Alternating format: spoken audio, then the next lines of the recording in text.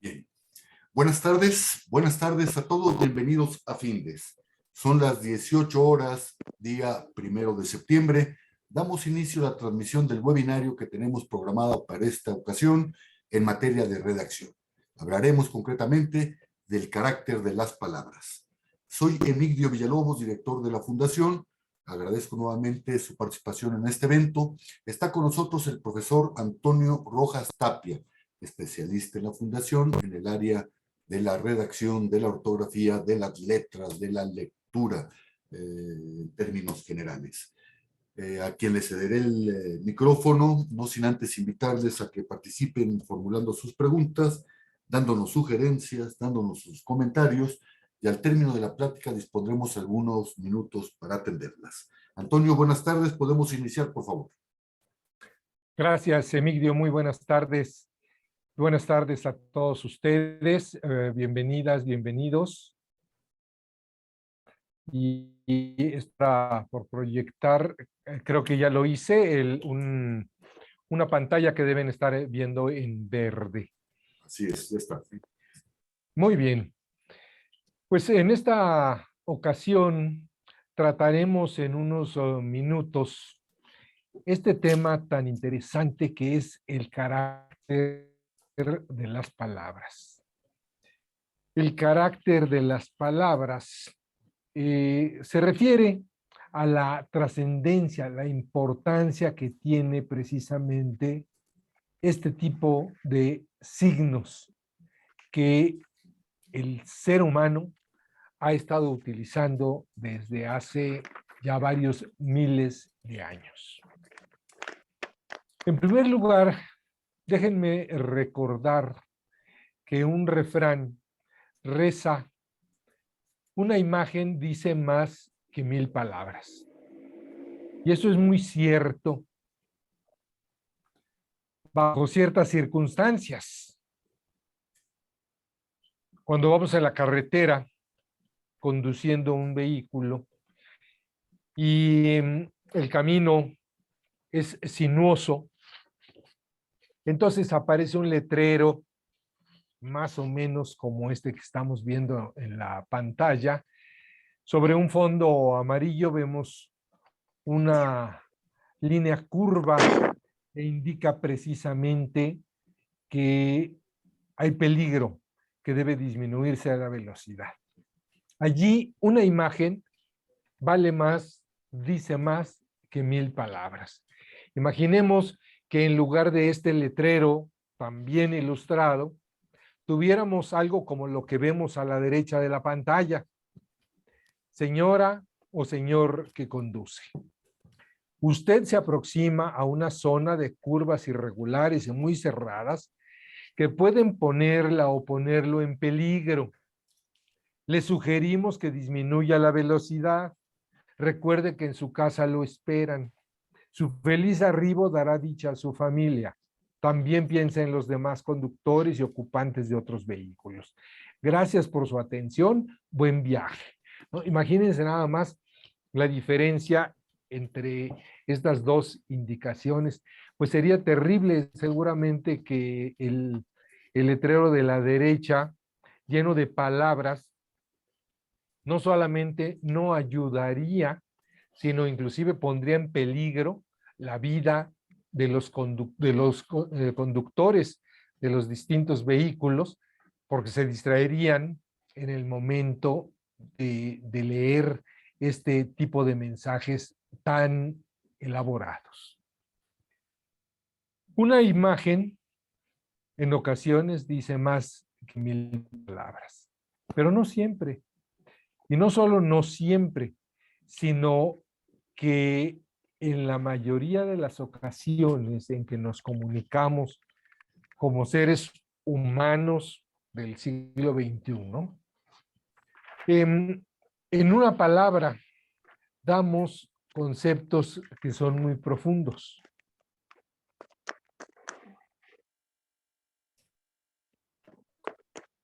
Como esto, por ejemplo, ¿cómo podríamos representar aquí? Que dice, la generé de una manera un tanto aleatoria, ¿no? Por ejemplo, existe una infinidad de personas con imposibilidad fisiológica para lograr la tranquilidad cotidiana. ¿Cómo podríamos dibujar eso? O esto. En la burocracia valen más los papeles sin persona que una persona sin papeles. ¿Cuántos dibujos, cuántas imágenes tendríamos que utilizar para representar alguna de estas tres expresiones? La muerte simbólica es más abstracta en la ideología de varias culturas. Esto es verdad, pero tiene una profundidad filosófica que exige realmente un poder de abstracción enorme y es prácticamente imposible decirlo con dibujos, con señas, con colores, con tamaños, con figuras. Tenemos que recurrir necesariamente a la palabra para representar algunas expresiones. Es decir, la palabra logra que el ser humano alcance profundidad de pensamiento imposible de lograr mediante otros signos que no sean precisamente lingüísticos. Ya decía entonces, una palabra, aunque a veces una imagen dice más que 1000 palabras, casi siempre una palabra dice más que 1.000.000 de imágenes. Simplemente para representar gráficamente estas palabras que aquí tenemos, calculen cuántos dibujos habría que hacer para representar quise. ¿Cómo podríamos representar quise? O quería, que no fuera con palabras, ni orales ni escritas, sino con dibujos. ¿Cómo podríamos poner quería? Y luego la diferencia con querría.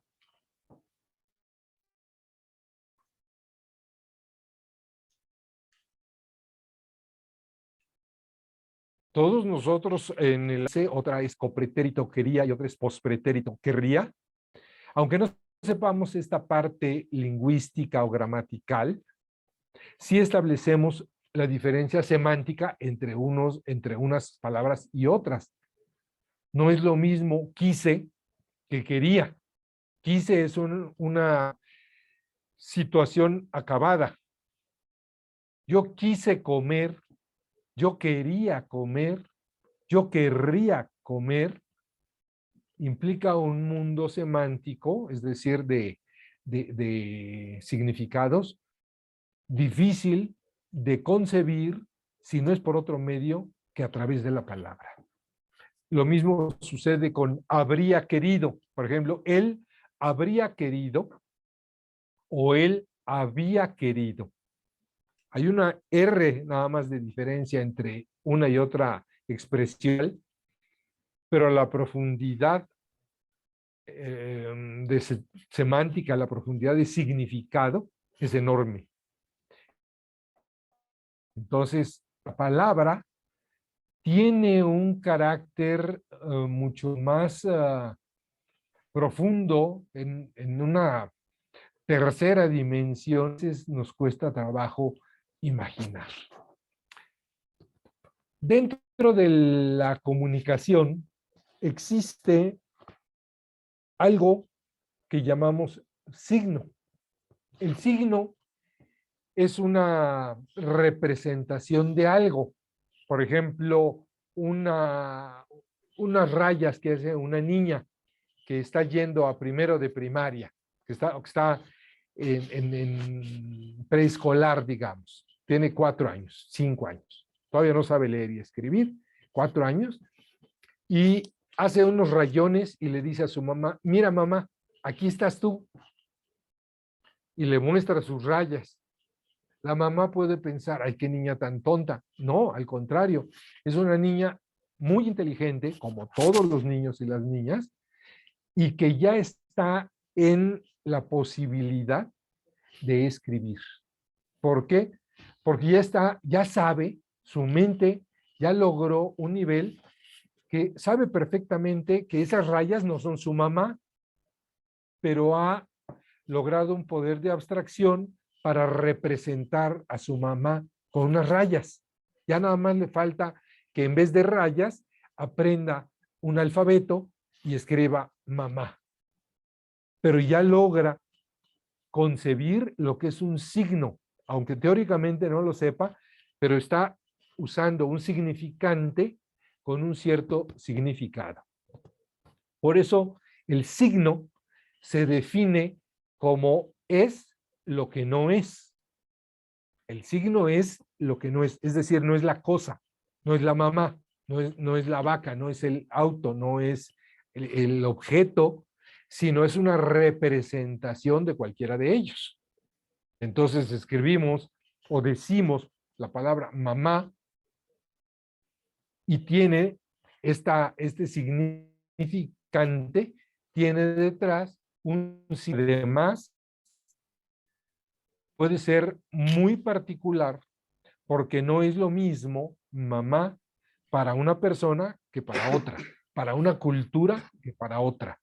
No es lo mismo, no tiene el valor cultural, inclusive la palabra mamá para un estadounidense que para un japonés o para un mexicano. Y por supuesto, dentro de los mexicanos o de los japoneses, claro que hay millones de significados que le podemos dar.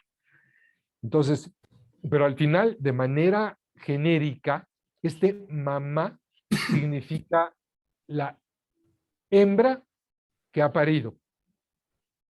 Pero es muy brutal, la definición es muy biológica, porque al final mamá también se puede aplicar para los perros, para las moscas, para los pulpos y para los humanos, pero es muy biológico. En cambio, muchas veces le damos un significado más sublime, más antropológico o simplemente más cariñoso. Lo mismo sucede con una serie de vocablos que tenemos alrededor de cada uno de nosotros.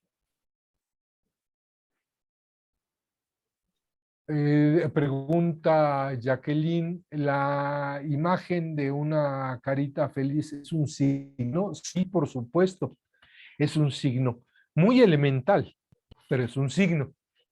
¿Qué significa? Por ejemplo, en el Facebook se tardaron muchos años en decidir si no nada más ponían una manita con el dedo hacia arriba de me gusta, sino bien poner la manita hacia abajo. ¿Por qué? Porque puede tener un significado muy fuerte y no calculaban, tuvieron que hacer muchas pruebas para poner ese signo tan elemental que es una carita feliz o una mano con un dedito hacia arriba. Tiene un signo, por supuesto. Y todo se convierte en un signo. Hay una disciplina que anticipó Ferdinand de Saussure, un suizo, que es el padre de la lingüística, hace 150 años, y habló de la semiología. Y dijo él precisamente, surgirá, y ya surgió años después, una disciplina que se encargará de estudiar los significados y saber que todo tiene un significado.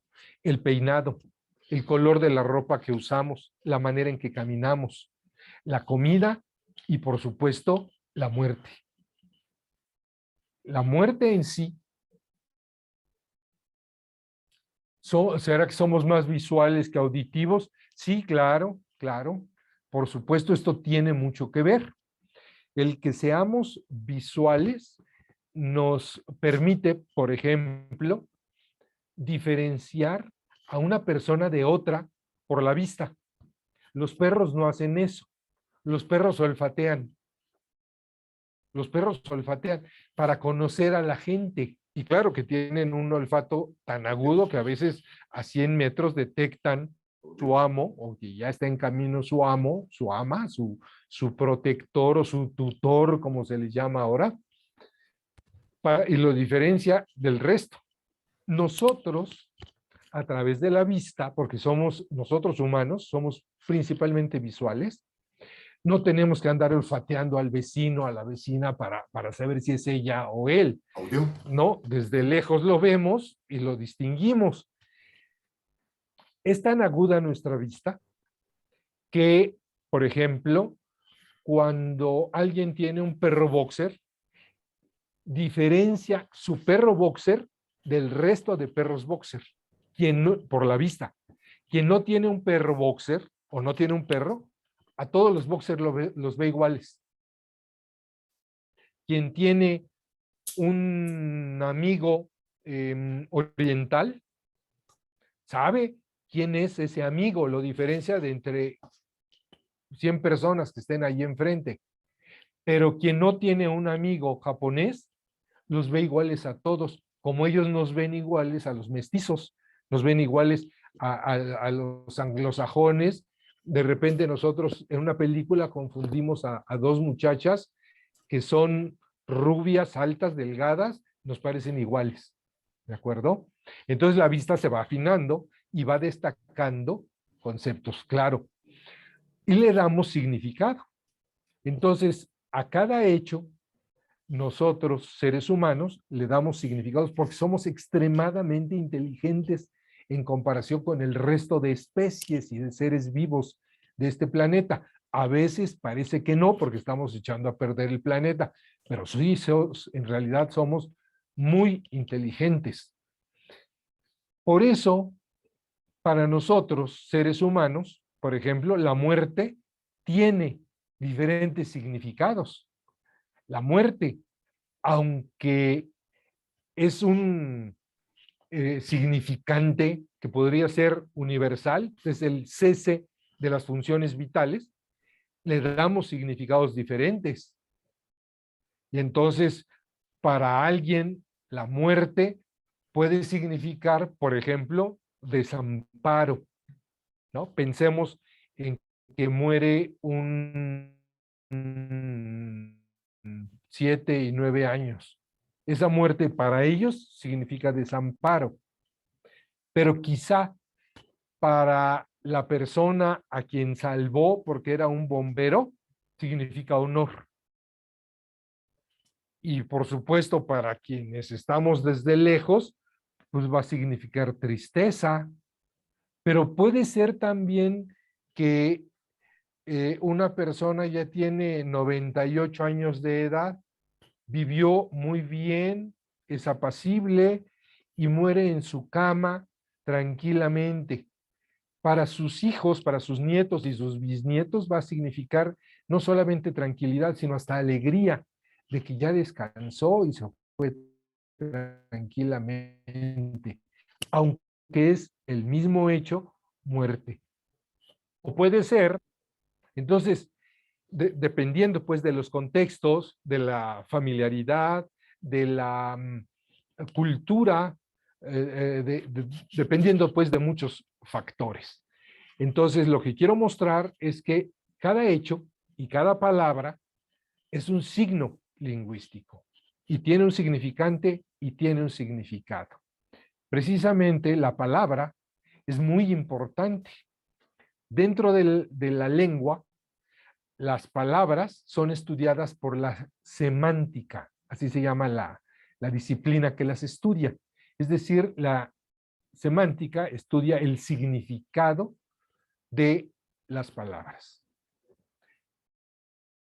Muchas palabras, la mayoría de ellas, no tienen un solo significado, sino tienen varios, por lo menos dos, no todas, pero muchas. Significado fijo, original, digamos de diccionario, que es directo, es unívoco. El significado primero de la palabra. A este significado le llamamos denotativo, es la denotación. Por ejemplo, te veré al atardecer. Atardecer. ¿Qué quiere decir? Después del mediodía. Pronto iremos de viaje. ¿Viaje qué significa? Que se trasladarán fuera de la localidad donde originalmente están esas personas. Pedro porta una gorra verde. Significa una prenda de vestir, un tocado que se pone en la cabeza con ciertas características, ¿no? Para distinguirlo, por ejemplo, de un sombrero. ¿Viste el reportaje acerca del lobo? El lobo, un can feroz, un can salvaje. Y por el otro lado tenemos la connotación, otro tipo de significado que es volátil, es contextual, es variable, es relativo, es momentáneo y se asocia con una cierta cultura. Tomo estas mismas palabras, atardecer, por ejemplo, y de manera metafórica adquiere un significado distinto. La nostalgia me acompaña en el atardecer de mi vida. Aquí atardecer ya no significa después del mediodía, sino significa metafóricamente la vejez. Andrés anda otra vez de viaje, y puse ahí de viaje entre comillas, para destacarlo, quiere decir que anda fuera de sus cabales, que anda drogado o bajo el influjo de algún estimulante no natural. Viaje. ¿Comiste de gorra? ¿Comiste de gorra? De gorra lo utilizamos para decir que alguien comió sin pagar y que no fue un abuso, sino fue algo un tanto gracioso, digamos. Tiene una connotación justamente aceptable, comer de gorra, es decir, no estaba invitado, pero se coló. Pedro es un lobo en los negocios. Lobo aquí, obviamente, no se refiere a que es una bestia peluda que anda por el bosque, no, se refiere a que es agresivo e inclusive tiene una connotación positiva, es decir, es muy bueno para los negocios, es muy agresivo, es muy competitivo. Vean ustedes cómo tenemos aquí dos clases de significado, denotación, connotación. Y esto se refleja ya en la redacción concretamente, por ejemplo, en el uso de ciertos tonos que deben ser representados con ciertos signos, por ejemplo, que los llamamos de puntuación. ¿Estás bien, Mónica? Beatriz, ayúdame, dice en la oración 1. Y en la 2, usando las mismas palabras, tiene otro significado. ¿Estás bien, Mónica Beatriz? Ayúdame. Arriba hay dos personas, en 1, en 2 hay una persona. Carlos Ramírez vendrá a la oficina. Carlos Ramírez vendrá a la oficina. Aquí hay 3 personas, una en la 4, una la que habla, 2 con quien se habla, que es con Carlos, y 3 de quien se habla, que es Ramírez. Por diferencia de 3, de la oración 3, donde se está hablando a Carlos Ramírez, donde se está diciendo que Carlos Ramírez vendrá a la oficina. Si nos faltan comas, también cambia el significado de las expresiones. Mis primos son Ramón, Alberto, José, Francisco y Martín. En 6, mis primos son Ramón Alberto, José Francisco y Martín. Nada más por el uso de las comas, de más o de menos, disminuye o aumenta la cantidad de primos. Así de importante es el carácter de las palabras y sus formas de representación. Voy a omitir algunos otros ejemplos que tenemos aquí para dar paso a algunas preguntas que seguramente tienen algunos de ustedes. Si gustan, las dejo en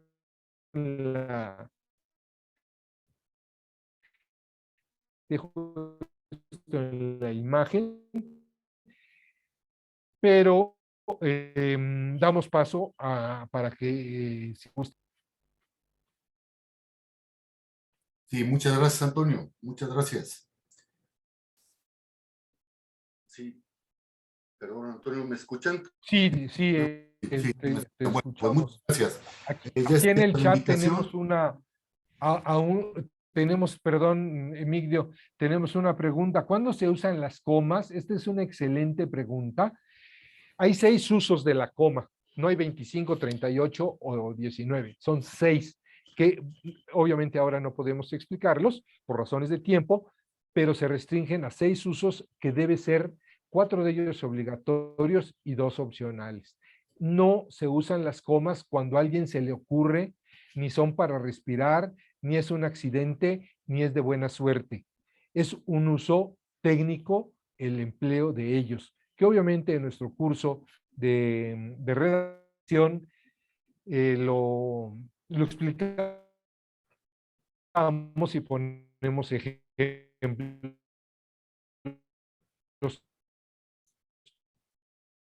todo ello. Muy bien. Ahora sí, adelante, por favor. Gracias, Antonio. Bueno, en lo que los participantes continúan con sus preguntas, comentarios y sugerencias, recordarles que todos los jueves a las 18 horas estaremos abordando diferentes tópicos de interés, tópicos de actualidad en el ámbito de los negocios. Y el próximo jueves 8 de septiembre, en el área de la planeación estratégica, estaremos hablando del cuadro de mando. Los invitamos, inviten a su vez a sus compañeros, inviten a sus amigos. ¿Alguna pregunta o participación que quieran agregar? Bien. Pues siendo las 18 horas con 26 minutos del día 1 de septiembre, damos por concluido el desarrollo de este webinario. Antonio, muchas gracias a todos ustedes. Muchas gracias. Gracias, Emilio. Gracias a ti, a todos ustedes. Hasta luego. Gracias.